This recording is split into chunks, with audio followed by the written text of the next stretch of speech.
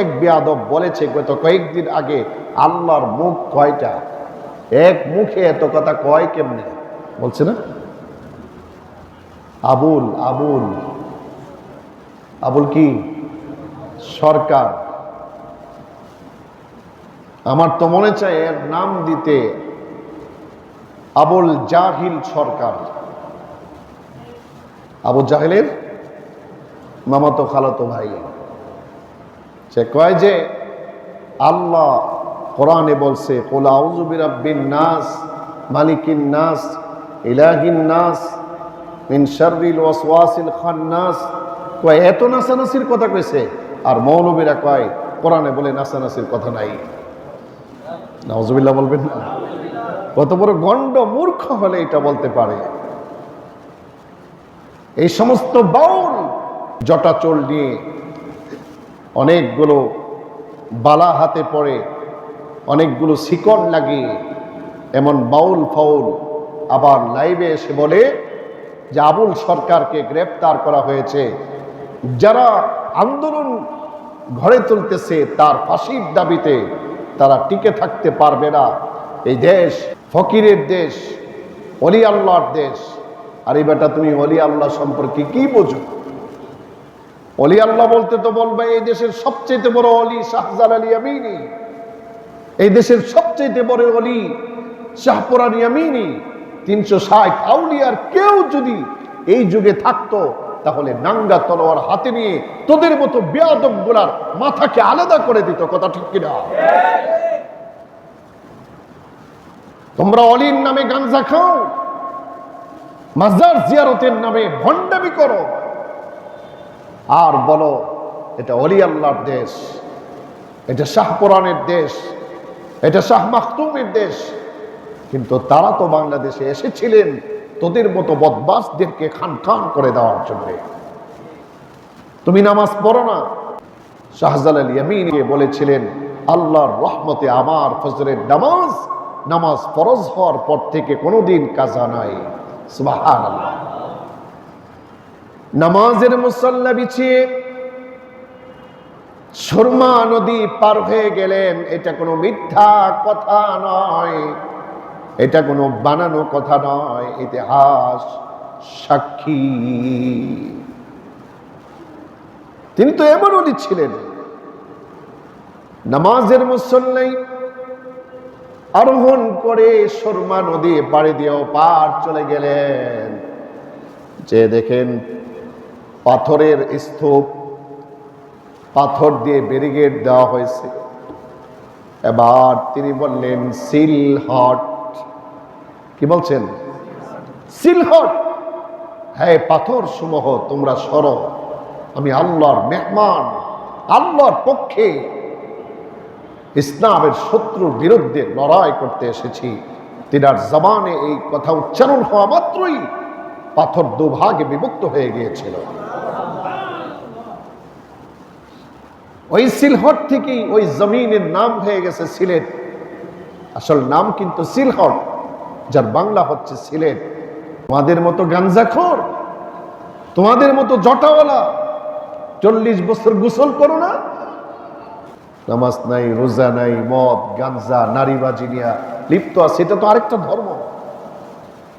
কিন্তু এটা অলি আল্লাহদের নাম দেয়।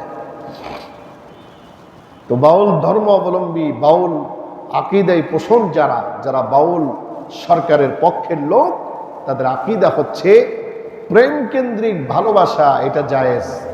কাউকে যদি ভালো লাগা যায় তাহলে তাকে উপভোগ করা, তার সঙ্গে ফিজিক্যাল রিলেশন করা, এটা খারাপ কোনো কিছু না, এটা বরকত। আবার সে এমন নিকৃষ্ট বাক্য আল্লাহর ব্যাপারে ইউজ করেছে যেটা উচ্চারণ করতে আমাদের লজ্জা লাগে। আজীব অবস্থা। কত বড় বেয়াদব! আল্লাহকে নিয়ে কটূক্তি করে, কোরআনকে নিয়ে কটূক্তি করে, রাসূলকে নিয়ে কটূক্তি করে। এরা বেয়াদব।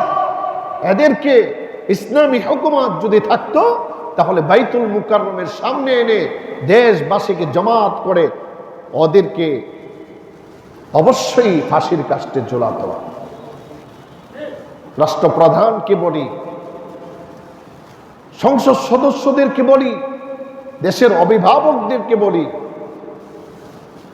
তেনারা এই সমস্ত বাউল ফাউল আল্লাহর সঙ্গে বেয়াদবি করে, রাসূলের সাথে বেয়াদবি করে, কোরআনের সঙ্গে বেয়াদবি করে, কোরআনের অপব্যাখ্যা করে যারা তাদের বিচার কার্যকর করে না, যদি এমন হন আপনারা, তাহলে আপনি কিন্তু ধরা খেয়ে যাবেন। নবীর ব্যাপারে কটাক্ষ, আল্লাহর ব্যাপারে কটাক্ষ, কোরআনের অপব্যাখ্যা, বিন্দু মাত্র ঈমানের পাওয়ার যদি তার মধ্যে থাকে, তাহলে সেই ঈমানদারকে এটা মেনে নিতে পারে? কথা বলুন, পারে? পারে না। এই জন্য বাউল ফাউল যারা আছে তাদের বিরুদ্ধে আমাদের লাইক, শেয়ার, কমেন্ট এগুলো করে যেতে হবে। এদের পক্ষ কখনোই নেওয়া যাবে না। এরা ভণ্ড, এরা কাফের, এরা বেঈমান। আল্লাহ পাকের শানের খেলাফ তারা চলে, আল্লাহকে নিয়ে তারা মন্তব্য পেশ করে, খারাপ মন্তব্য, আজীব কথা। আল্লাহ পাকের ব্যক্তিত্ব, আল্লাহ পাকের সিফাত, আল্লাহ পাকের গুণ, এটা কি করে সম্ভব, এটা যে জানতে চাবে সে বেয়াদব। আল্লাহ তাআলা মুখে উচ্চারণ করে করে কোরআন বলছেন। এখন আপনি যদি জিজ্ঞেস করেন আল্লাহর মুখ কেমন, যেমন আবুল সরকার বেয়াদব, সে বলছে আল্লাহর মুখ কয়টা, এক মুখে এত কথা কয় কেমনে, এত সাংঘর্ষিক কথা। এরা বলে, এইভাবে অপব্যাখ্যা করে। কিন্তু আমাদের আকীদা পোষণ করতে হবে যে আল্লাহ তিনি যেমন তিনি তেমন, এটা জানা আমার ব্যাপার না। আমার ব্যাপার হচ্ছে আল্লাহকে খুশি করা, আল্লাহ পাকের বিধান মেনে চলা। তিনি কিভাবে শুরু, কিভাবে শেষ, তিনি কিভাবে রহিম, কিভাবে রহমান, তিনি কিভাবে আউয়াল, তিনি কিভাবে জাহির, কিভাবে বাতিন, তিনি কিভাবে কাহ্হার, কিভাবে রহমান, কিভাবে কাদির, অসংখ্য সিফাত আল্লাহ পাকের আছে। আমাকে সেই প্রশ্ন করা যাবে না তিনি কিভাবে রহমান, কিভাবে রহিম, সেটা বোঝার মতো যোগ্যতা আমাকে আল্লাহ দেন নাই। সুতরাং ওই পর্যন্ত পৌঁছে যাওয়া হচ্ছে নাস্তিকতা। এজন্য আমাদেরকে এগুলো করা যাবে না। যে কথাটি বলা মাকসাদ সেটা হলো, আমরা আল্লাহর ব্যাপারে যে ধারণা রাখবো, তিনি আমার জন্য যথেষ্ট, আমার জন্য যতটা প্রয়োজন, যত যোগ্যতার প্রয়োজন আমাকে টেকেল দেওয়ার জন্যে, আমার জীবনের নিরাপত্তার জন্যে, এর চাইতে অগণিত গুণে গুণান্বিত রব আমাদের যিনি, তিনি কে? আল্লাহ। সেই আল্লাহর সঙ্গে আমাদের প্রেম ভালোবাসা হবে ইবাদতের মাধ্যমে, তিনার বিধিবিধান মানার মাধ্যমে। আর যারা আল্লাহর ব্যাপারে বেয়াদবিমূলক জীবন পরিচালনা করবে, তাদের বিরুদ্ধে আমাদের আন্দোলন ছিল, আছে, থাকবে। আমাদের দাবি একটাই, আবুল সরকার যুগ নিকৃষ্ট বেয়াদব, এই বেয়াদবকে ফাঁসির কাস্টে ঝুলাতেই হবে। ফাঁসির আইন তার জন্য কার্যকর করতেই হবে। কথা ঠিক কিনা? আল্লাহ তাআলা কোরআনের ইজ্জত সম্মান, ইসলামের ইজ্জত সম্মান, আল্লাহ পাকের শান মানকে আল্লাহর জমিনে কায়েম করে দেন, প্রতিষ্ঠা করে দেন। সবাই বলে আমিন।